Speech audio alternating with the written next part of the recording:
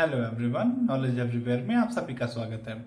तो कई लोग मुझे कमेंट कर रहे हैं कि एमटीएस के लेटर फॉर्मेट्स के बारे में या फिर कैसे सिलेबस क्या है। सिलेबस का तो मैंने वीडियो बना रखा है, आपके डिस्क्रिप्शन में आपको दिख जाएगा वो लिंक।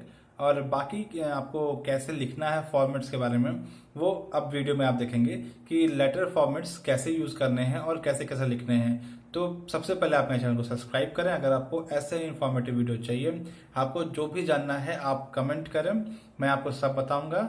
और थैंक यू सो मच। चलिए वीडियो में आगे चलते हैं। Please subscribe, like and share. तो आज हम लोग सीखने वाले हैं कि लेटर या एप्लीकेशन जो होता है वो कितने टाइप के होते हैं। तो स्टार्ट करते हैं आज की वीडियो में। तो लेटर एप्लीकेशन की बात करें तो ये दो टाइप के होते हैं। एक होता है आपका फॉर्मल लेटर, एक होता है आपका इनफॉर्मल लेटर। अब आज हम ये सीखेंगे कि दोनों लेटर से, देखिए जब आप एग्ज़ाम देने जाते हैं तो आप एमटीएस की बात करते हैं, भी बाकी सब में तो आपके दोनों लिखने होते हैं, एसे और लेटर भी। लेकिन अगर हम एमटीएस की बात करते हैं तो एमटीएस में या तो एसे या तो लेटर, दोनों में से कोई एक लिखना होता है 30 मिनट के अंदर। तो अगर आपको एक अच्छा कंटेंट लिखना है तो बेस्ट होता है आप एसे ना लिख के लेटर लिखें, क्योंकि लेटर में क्या होता है कि छोटा होता है, 30 मिनट में आप आराम से एक अच्छा खासा लेटर लिख सकते हैं। अब लेटर लिखने में सबसे इम्पॉर्टेंट चीज़ क्या होती है? तो सबसे इम्पॉर्टेंट चीज़ होती है उसका स्ट्रक्चर। एक फॉर्मल लेटर और एक इनफॉर्मल लेटर में क्या फ़र्क होता है, स्ट्रक्चर उसका कैसे लिखा जाता है, क्योंकि स्ट्रक्चर पर भी एक नंबर मिलता है आपको, एक अच्छा खासा नंबर डिफाइन होता है जो आपको स्ट्रक्चर पर मिलता है। अब मुझे ये नहीं पता कि एमटीएस वाले वो नंबर कितना देते हैं, पर एक नंबर डिफाइन होता है जिस पे आपका उतना नंबर आपको मिलेगा अगर आप एक अच्छा स्ट्रक्चर या फिर एक सही स्ट्रक्चर फॉलो करेंगे। तो पहले हम बात करते हैं फॉर्मल लेटर की कि फॉर्मल लेटर में क्या क्या गलतियां हमें नहीं करनी चाहिए। तो सबसे पहली चीज़ है कि फॉर्मल लेटर आप किसी ऑफिशियल्स को लिखते हैं, जैसे आपके प्रिंसिपल हो गए, आपके कोई एडिटर हो गए, कोई जैसे डीएम हो गए या फिर कोई कमिश्नर हो गए। हम किसी ऑफिशियल को अगर हम लिखते हैं तो वो होता है फॉर्मल लेटर। तो ये एक सीरियस लेटर होता है किसी बिजनेस या ऑफिशियल पर्पस के लिए। तो इसके लिए कुछ पॉइंट आपको ध्यान रखने चाहिए कि ये चीज़ें आपको उसमें गलती नहीं करनी है। जैसे कि आपको डिडंट, कुडंट, इस टाइप के जो कॉन्ट्रैक्टेड फॉर्म होते हैं उनका इस्तेमाल ना करते हुए आपको डिड नॉट, कुड नॉट का इस्तेमाल करना चाहिए। दूसरी चीज़, आपको मुहावरों का इस्तेमाल नहीं करना चाहिए। लेटर में आप मुहावरों का इस्तेमाल कभी ना करें। आप ऐसे में कर सकते हैं पर आप लेटर में मुहावरों का इस्तेमाल ना करें। फ्रेजल वर्ब्स का इस्तेमाल जितना कम हो सके उतना कम करें, और मेरी माने तो करें ही ना। फ्रेजल वर्ब्स का इस्तेमाल ना करें। नॉर्मल एक सीधा साधा लेटर लिखना चाहिए। Find out, go up, go away, इन सब का कभी नहीं करना चाहिए। और चौथी बात आपके लिए ये है कि इम्परेटिव सेंटेंस, इम्परेटिव जो वर्ड्स होते हैं जैसे go do your work, send it soon, इन सब चीज़ों का, जैसे आप किसी को ऑर्डर दे रहे हो, ऐसा कुछ भी नहीं लिखना चाहिए कि जिससे लगे कि हाँ आप ऑर्डर दे रहे हो। क्योंकि देखिए आप किसी ऑफिशियल से बात करो तो आपके अंदर एक विनम्रता दिखनी चाहिए। तो चलिए हम आज के फॉर्मेट की बात करते हैं। तो कुछ ऐसा फॉर्मेट होना चाहिए। यहाँ देखिए आपको दिख रहा होगा कि वन सेकेंड, हाँ यहाँ आपको दिख रहा होगा कि सेंडर एड्रेस दे रखा है। पहले आपको लिखना है sender address. Left top page पे आपको जो पेज मिलेगा उसमें लेफ्ट में टॉप पे सबसे पहले लिखेंगे अपना सेंडर एड्रेस। उसके बाद क्या लिखेंगे? उसके बाद आप लिखेंगे सेंडर एड्रेस हो गया, फिर आप डेट लिखेंगे। उसके बाद रिसीवर एड्रेस, मतलब जिस ऑफिशियल को आप लिख रहे हैं, आपको एग्ज़ाम में जो आपको मिलेगा लेटर लिखने के लिए, उसमें ऑफिशियल का एड्रेस और आपका एड्रेस दोनों दिया रहेगा, आपका नाम भी दिया रहेगा, तो दिक्कत नहीं है। और डेट जो है वो उसी दिन का डालेंगे जिस दिन आपका पेपर है। उसके बाद सर या मैम, अब सर हो तो सर, मैम हो तो मैम। और अगर आपको ये डिफाइन नहीं है कि वो सर है कि मैम है तो आप सर ही लिखेंगे। उसके बाद सब्जेक्ट डालेंगे। सब्जेक्ट क्या होता है कि आप किस रीज़न के लिए आप उनको लेटर भेज रहे हो। मतलब कह सकते हैं कि जैसे आप ऐसे लिखते हो तो ऐसे का एक शीर्षक होता है, एक टॉपिक होता है, तो वही जो टॉपिक होता है वही सब्जेक्ट में आप डालेंगे। उसके बाद बॉडी, बॉडी मतलब अब लेटर लिखना आप शुरू करेंगे। अब लेटर लिखेंगे कैसे? तो लेटर 3 फॉर्म में लिखेंगे। 3 फॉर्म आपको दिख रहा है। पहला जो आपका पैराग्राफ होगा उसमें आप अपने आप को इंट्रोड्यूस करोगे कि आप कौन हो, आप लेटर क्यों लिख रहे हो, इस बारे में।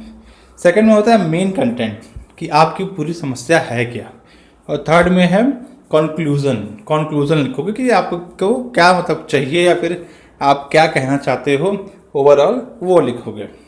उसके बाद थैंक्स गिविंग करोगे और योर सिंसियरली अपना नाम, सिग्नेचर जो भी है ये करके आप लेटर ख़त्म करोगे।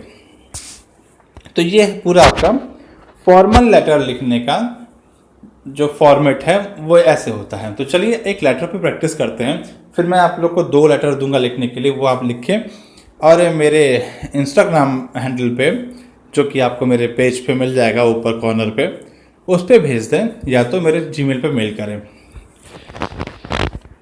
तो देखिए, यू आर निहारिका, आज का ये पहला है। यू आर निहारिका, आप निहारिका हो। Write a letter to a editor of a newspaper, एक न्यूज़पेपर के एडिटर को हमने एक लेटर लिखना है, complaining about irregular and inadequate bus service in your area. मतलब क्या है कि आपका नाम निहारिका है और आपको क्या करना है, एक लेटर लिखना है न्यूज़पेपर एडिटर को कि जो आपके यहाँ बस सर्विस चलती है वो इरेगुलर है और पर्याप्त मात्रा में बस आपके पास नहीं है। तो चलिए शुरू करते हैं फॉर्मल लेटर। तो देखिए, सबसे पहले जो हम लोग बात किए थे वहीं से स्टार्ट करेंगे। हाउस नंबर दे रखा है और सेक्टर नंबर, फिर डेट। पहले सेंडर का एड्रेस है, फिर डेट है, फिर रिसीवर का एड्रेस है। तो ये बात तो समझ में आ गई कि पहले हम अपना एड्रेस डालेंगे। देखिए, यहाँ मैंने लेटर में एड्रेस नहीं दे रखा था, इसलिए क्या है कि यहाँ आप अपना एड्रेस डाल सकते हो या फिर कोई भी एक रैंडम एड्रेस डाल सकते हो। उसके बाद डेट है, डेट आप उसी दिन का डालोगे जिस दिन आपका पेपर है, और उसके बाद एडिटर जो है उसका आप डालोगे। तो मैंने यहाँ पे जैसे आप जब जाओगे एग्ज़ाम देने तो वहाँ पूरा मिलता है, आपको टेंशन लेने की ज़रूरत नहीं है। उसके बाद क्या है, उसके बाद जो मैंने कहा था सर या मैडम, तो यहाँ पे एडिटर को हमको पता नहीं है कि वो मेल है कि फीमेल है, तो हमने सर डाला हुआ है। उसके बाद क्या था, सब्जेक्ट कि हमने क्यों, तो देखिए लिखा है irregular and inadequate bus service in my area, तो ये सब्जेक्ट डाल दिया। उसके बाद हम शुरू करते हैं अपना। इसके बाद देखिए ये जो शुरू किए हैं हम कि through the estimate column of your newspaper I want to draw the attention of the transport authority towards the hardship faced by residents of Noida sector 88 due to irregular bus service. तो इसमें सीधे बोल रहे हैं ये लोग कि देखिए, क्योंकि एडिटर इस महिला को नहीं जानता है तो इसे अपने आप को इंट्रोड्यूस करने की ज़रूरत नहीं।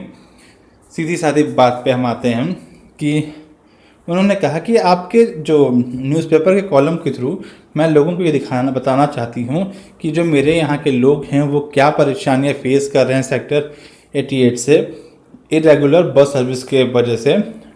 Every day many people take the bus from this area to their workplace and many students also travel to their school, college, coaching in buses. तो इसमें क्या है कि इसमें बता रहा है कि इन्होंने बताया कि हमारे एरिया से कई सारे लोग जो हैं वो अपने वर्क प्लेस के लिए, अपने स्कूल्स के लिए, अपने कोचिंग कॉलेजेस के लिए यहाँ से बस पकड़ते हैं। तो ये अपनी प्रॉब्लम्स बता रही हैं। शुरू में तो इन्होंने ये बताया कि मैं आपके अखबार के माध्यम से ही अपने यहाँ के लोगों को या फिर अथॉरिटी को मैं अवेयर करना चाहती हूँ हमारे प्रॉब्लम के बारे में।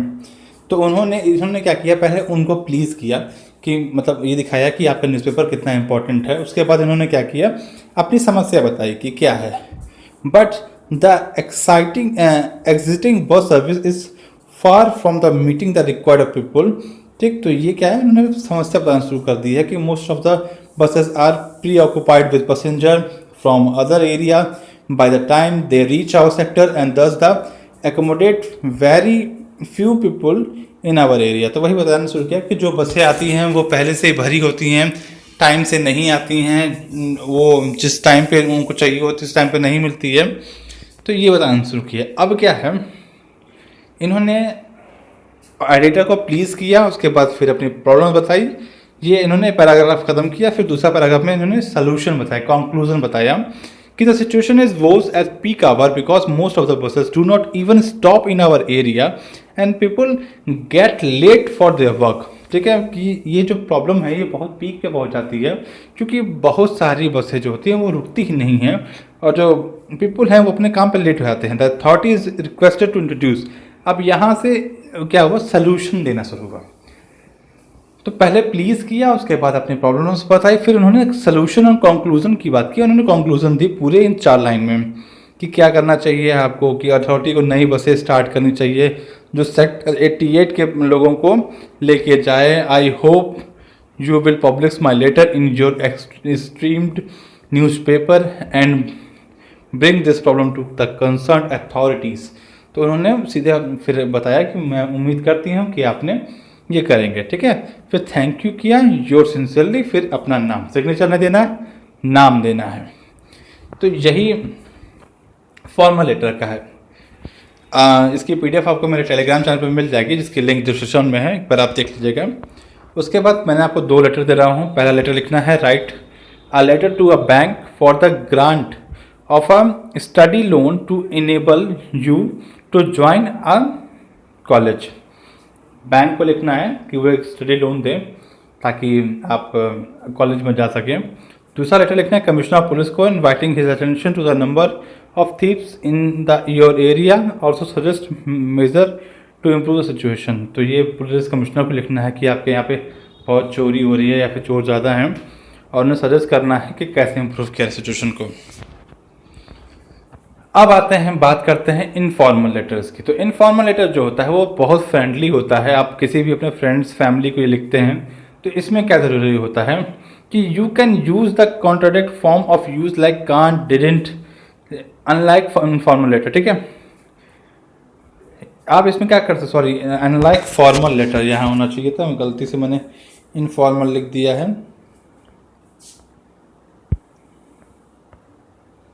यहाँ पे अनलाइक फॉर्मल लेटर होगा, ये इन नहीं होगा। तो इन्होंने इसमें क्या कर सकते हैं, आप कांट और डिडंट का इस्तेमाल कर सकते हैं। जैसे मैंने फॉर्मूला में बताया था कि आप कांट और डिडंट का इस्तेमाल नहीं कर सकते हैं, पर इसमें कर सकते हैं।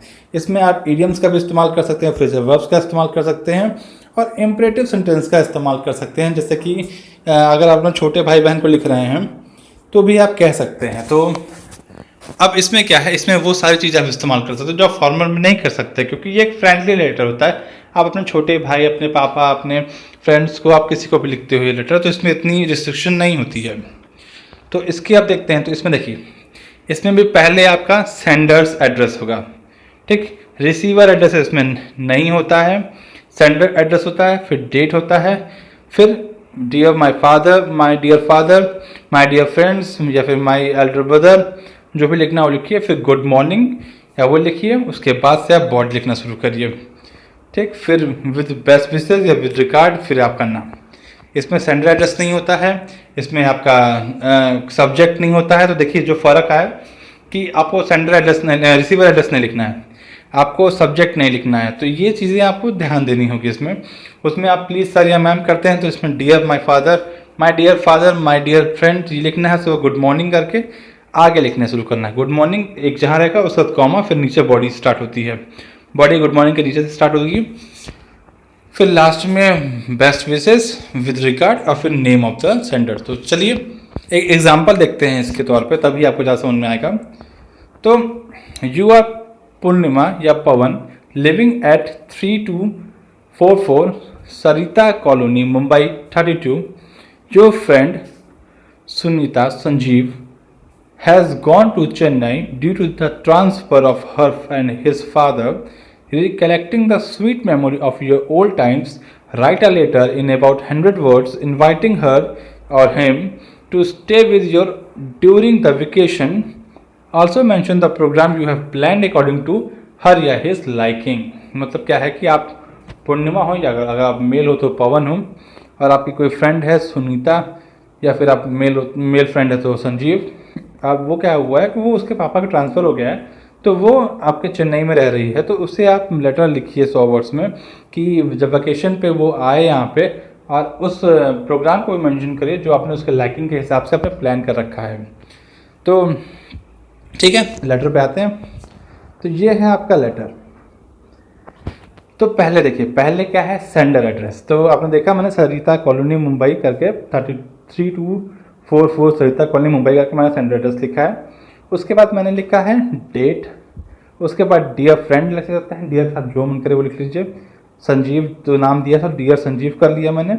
उसके बाद शुरू कर रहे हैं मैं, कॉमा देने के बाद just a quick letter to know how you are getting on with your new setup. ठीक है, ये क्या है कि मैंने एक लेटर लिख रहा हूँ तुम्हारे लिए ताकि मैं जान सकूँ। आप ऐसे भी लिख सकते हो कि हाय फ्रेंड, जैसे आप लिखते नहीं हिंदी में कि आशा करता हूँ कि आप अच्छा कर रहे होगे, तो वैसे ही स्टार्ट हो रहा है। Just a quick letter to know how you are getting on with your new setup. You left for Chennai only a month ago but I feel ages since we meet. तो ये पहले अपने इमोशंस के बारे में बता रहे, अपने बारे में बता रहे, अपने इमोशंस को दिखा रहे हैं कि मुझे तुम्हें गए हुए 1 महीना ही हुआ पर मुझे ऐसा लग रहा है कि कितने साल बीत गए हैं। I miss you a lot, especially during the studies hours when you used to sit together and discuss about our doubts। तो इन्होंने क्या बता रहा है कि मैं मिस कर रहा हूँ, तो मतलब पहली चीज़ें आप उनको अपनी सिचुएशन बता रहे हो कि मैं कैसा फील कर रहा हूँ, तुम चले गए हो तो मुझे अच्छा नहीं लग रहा है, तो ये सब चीज़ें आप उन्हें बता रहे हो। ठीक, मतलब आप सीधे टॉपिक पे नहीं आओगे, पहले आप उनका हालचाल, अपना हालचाल दोगे, उनका हालचाल लोगे। जैसे आप नॉर्मली आप किसी अपने फ्रेंड से बात करते हो वैसे ही आप उनको बताओगे। Memory are still fresh, going for a walk in the morning, playing chess on Sunday. I really miss all those sweet memories with you। ठीक, अब ये आपका पैराग्राफ खत्म। अब आप करेंगे बात जो आपको लिखना है। Why don't you drop in here during your vacation। अब देखिए यहाँ पे डोंट को हम यूज़ कर सकते हैं। अगर यही फॉर्मल होता तो हम डोंट यूज़ नहीं करते, तो हम डज नॉट या डू नॉट यूज़ करते। We shall visit all the places we used to have lots of fun. We shall meet our old friends and plan for a picnic. I am sure you will visit my place and won't disappoint me. Do write to me when you are coming. I shall pick up you